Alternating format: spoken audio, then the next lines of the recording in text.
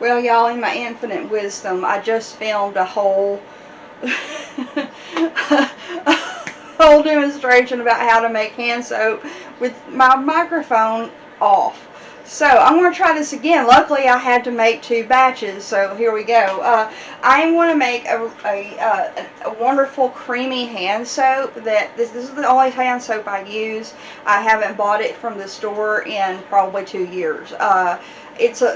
It's made mostly from Castile soap and water and various oils, and I like to make it more moisturizing, and I also use black seed oil in mine because I have dyshydrotic eczema, which is basically, you probably can't see it, but you get little bumps right along the sides of your fingers and hands, and they dry out and you peel. I haven't had it nearly as bad in the last few years. I have had it, but it's greatly reduced the number of blisters I get on the sides of my fingers.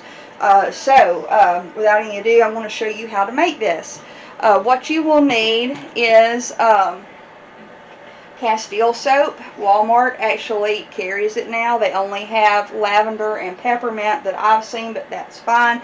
Both fragrances go with anything. And I'm going to use peppermint for my kitchen soap. You need some sort of carrier oil. I use my hand oil that I made an infusion with various different types of oils that are good for your hands, like avocado, coconut, things like that. And I'm going to, it's only a couple of tablespoons of it. And I'm also going to use my hand aloe liquid. Now again, if you have eczema or if your hands are just stay dry, a good way to avoid that is to avoid water in your moisturizers and your soaps for your hands. So to solve that problem, I use aloe liquid. It does exist. You maybe have been looking in the wrong place for it though, because you will find it with the digestive aids. I get a big old gallon jug of it and it lasts me forever. I keep it in my refrigerator and it works in every recipe just like water, only it's aloe. And it's aloe juice basically, and I always infuse it with various herbs that are good for your hands, so that's what that is. Red. So, and I also am going to use some essential oils in it, as I do with pretty much everything. And so let's just get started. Okay, if I can get my camera down here where I had it perfectly just a minute ago when I completely forgot that my my microphone wasn't on. Okay, so the best thing to do is to start with your oils. You need to start with your oils because your xanthan gum, which I use, or agar, I use half and half just because I like the texture. These are both thickeners. Agar is a seaweed derivative that's used to replace gelatin in vegan recipes, and xanthan gum is often used as a thickener or a replacement for cornstarch in gluten-free recipes. So I use half and half just because I like the texture it creates. You can just use xanthan gum, which is much easier to find, or you could probably use cornstarch. I haven't tried it with cornstarch. It'll probably work just fine. And I also use a preservative. Now, a lot of people are weird about preservatives, and I get that, but this is a naturally derived preservative called Liquid Germall Plus. I get it from Wholesale Supply. It's a little expensive, but it will last forever because you don't use that much of it in a recipe. Like this one, I'm only going to use half a teaspoon. But if you want to have a product with water or aloe in it and you don't want to keep it in the fridge all the time, then you want a preservative. If you do not have a preservative, your stuff, and you leave it out of the refrigerator, it will get gross. It will get moldy, it'll get bacteria, it'll get fungus. It's just not a good thing to not use preservative. You've got to use it if you have water or aloe of any kind in the recipe. So, here we go. Again, I like to start with my oils, and I'm going to use half black seed oil because I have the dyshydrotic eczema, like I said, and blackseed is good for that. I'm making I'd made a double recipe before, but this time I'm making a regular recipe because this is for my kitchen, and I don't use it as much in my kitchen. And now I'm going to use my hand oil. I believe I put hibiscus and rose, and I think there's some sage in there. I can't even remember what, I've got it written down. Okay, there's that. There's those 2 tablespoons. And you want to put your preservative and your gums in with, in your thickeners, in with your oil because it dissolves them better. And most preservatives are only oil soluble.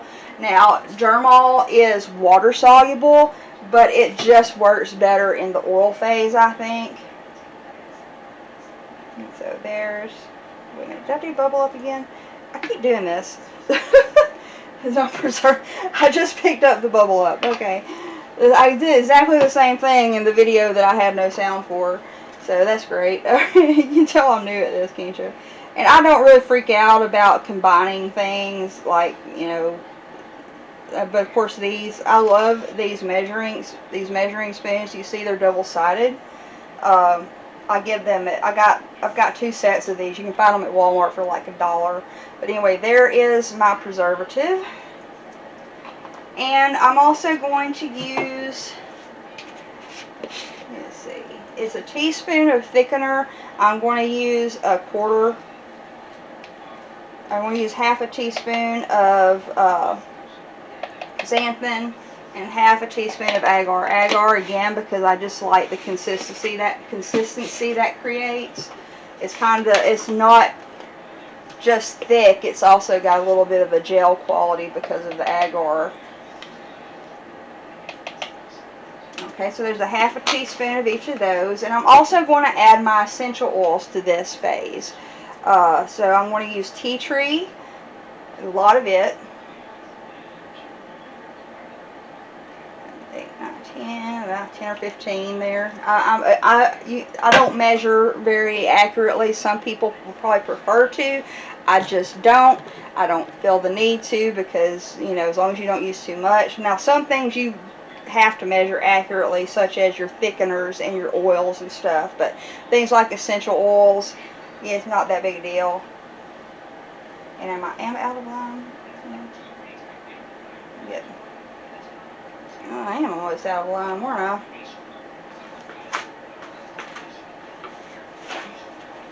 By the way, when you get to the end of your bottle of essential oil and you just have just a few drops left, just take the little top off with a paper towel, and I just dump the rest of it in.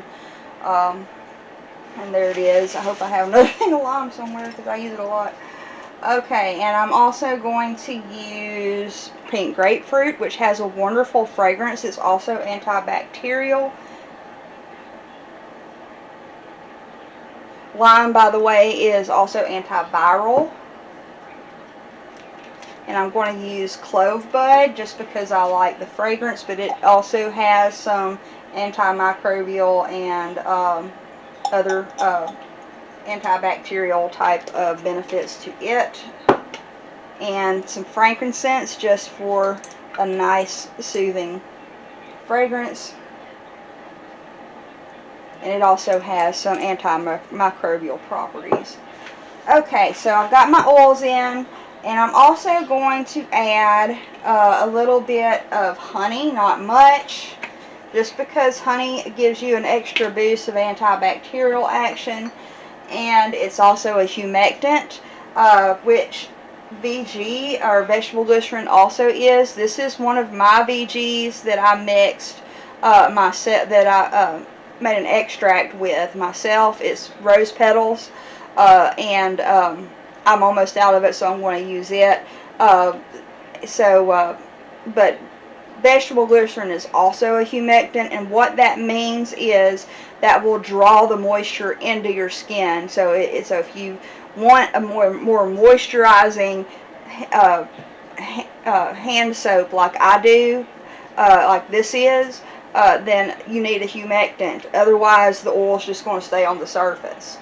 And I'm just going to use teaspoon of this. Okay. Okay, now, when we got all this stuff in here and we want to kind of begin to combine it. Now, I use an immersion blender when I put the water in. But because the immersion blender there's just not quite enough liquid in here for that to work well. So I use a little milk frother, which I got this for free with some matcha powder, I think. And I just love this thing. It's perfect for this amount of stuff. It's not the most powerful, but it does the job. It kind of begins the mixing and emulsification process. Just makes it a little bit easier to combine when you add the water and use your immersion blender. So there's my little milk frother going to work. I love this thing. I need a better one, but this one works quite well. Okay. So there's that. All that's blended and in there. And so now we need to add the aloe or the water. Again, I'm using aloe. The recipe calls for half a cup, but I'm going to use a quarter and an eighth, because I'm going to put some extra surfactant in there. There's a quarter and an eighth.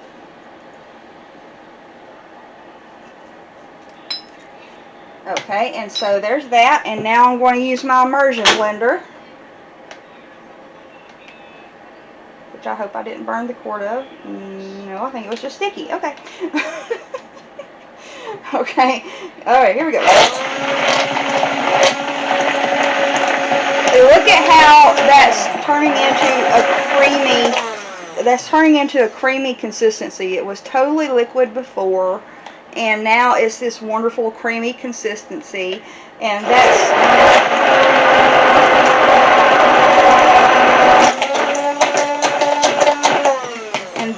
what the thickeners will do. They also will serve as a little bit of an emulsifier that's not hardcore, like it's not going to emulsify a lot of oil and a lot of water, but the blender helps it along certainly too. That's why these are called emulsification blenders sometimes. But that's what I just did. I emulsified the liquid aloe with the oils. Okay, so there's that. And so now that that's done, we can add our Castile soap and the other surfactant. So the recipe calls for a quarter of a cup of Castile soap.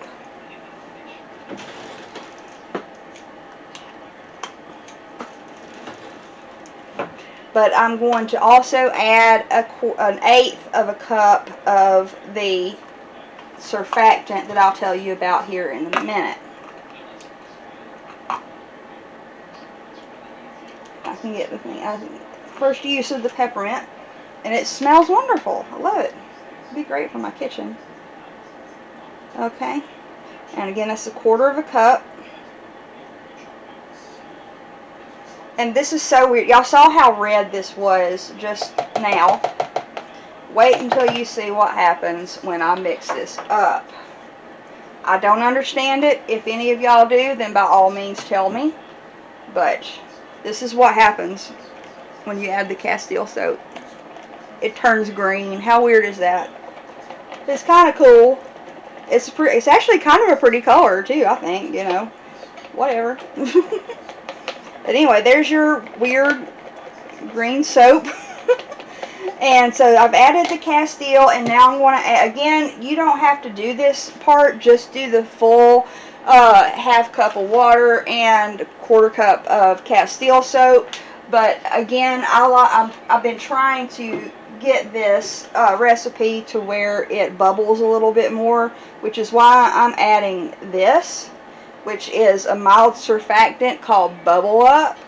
What it actually is I cannot remember exactly how to pronounce it or even how to spell it, but I will leave it in my description. It's cocoa something or other, betadine or betine or something, betaine. It's one of those things I've only ever read and never heard pronounced. So, but wholesale supply sells it as Bubble Up or as the actual chemical name of it.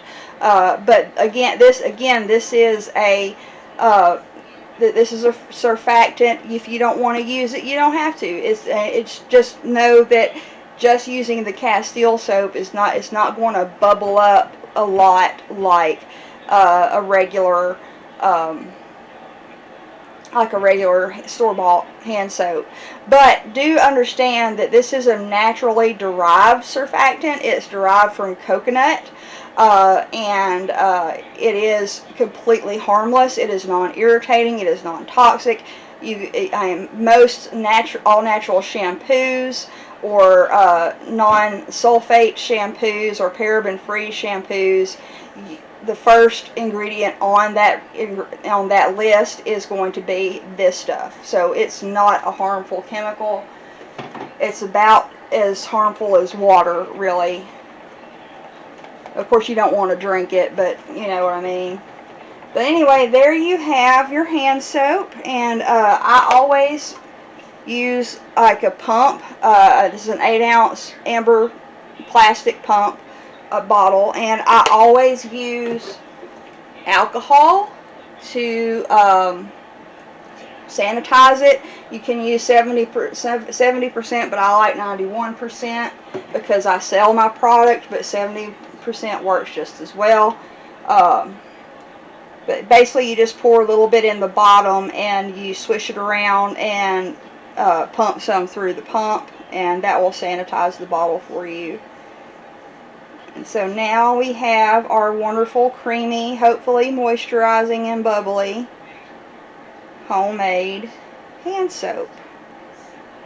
Like I say, I haven't bought any hand soap in a number of years, and this works quite well. I never got COVID even before I got my vaccine, and I've used this throughout it. And I probably didn't wash my hands as regularly as I should have, but I never got COVID. So, there you go. And I hope y'all enjoyed it. If y'all have any questions, any comments, then by all means comment, send me a message. If you're on my Facebook page, please look at my store and buy something, or talk to me about something that you want that I could possibly make for you. And I'm very reasonable with my prices on custom formulations, so don't worry about that, and we'll just talk about it. But I hope y'all enjoyed it, and I'll see y'all soon, okay?